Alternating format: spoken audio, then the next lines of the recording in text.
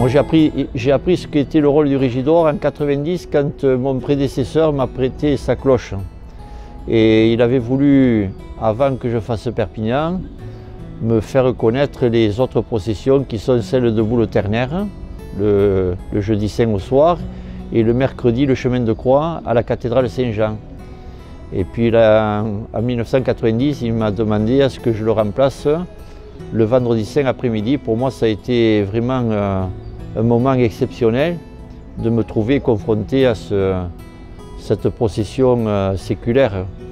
Donc le régidor qui passe devant, c'est quelqu'un qui tempère la procession plus ou moins, qui avance à une vitesse, disons, modérée, en sachant qu'il y a derrière lui plus de 700 personnes et les arrêts que je provoque volontairement à ce qu'on appelle des reposoirs font en sorte que la procession s'arrête et que nos confrères puissent se reposer à ce moment-là.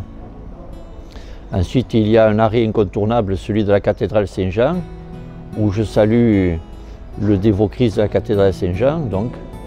Et ensuite, devant la Saint-Matthieu, l'église de Saint-Matthieu, qui est une église emplie de symboles avec les épines de la couronne du Christ.